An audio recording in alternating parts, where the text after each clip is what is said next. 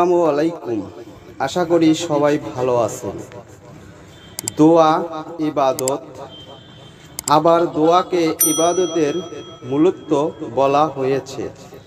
এই দোয়া কবুলের অনেক গুরুত্বপূর্ণ সময় ও স্থান আছে।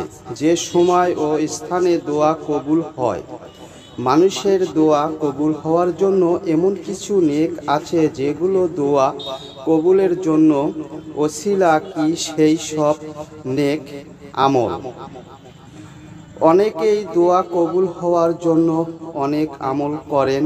অনেক সময় ভুল পদ্ধতি অবলম্বন স্থানে কারণে দোয়া কবুল হওয়ার বিপরীতে তা গুনাহের কাজে পরিণত হয়।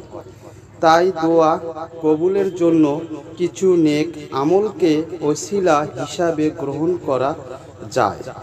দোয়া কবুলের জন্য বিশিষ্ট ও হাদিস। হিন্দু মুসলিম ভাই ও বোনেরা, নেক আমল। আল্লাহ তাআলা আপনাদেরকে নেক আমল করার জন্য তৌফিক দান করুন।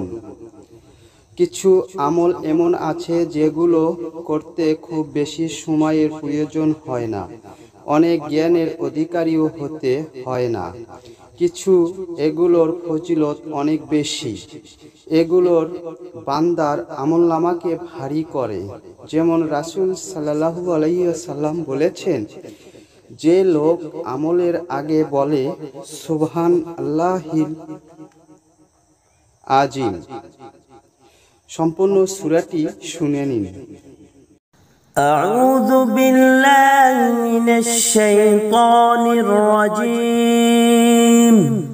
বিসমিল্লাহির রহমানির রহিম। ইন্না আ'তাইনাকাল কাউসার ফাসাল্লি লিরাব্বিকা ওয়ানহার ইন্না শানিআকা হুয়াল আবতার।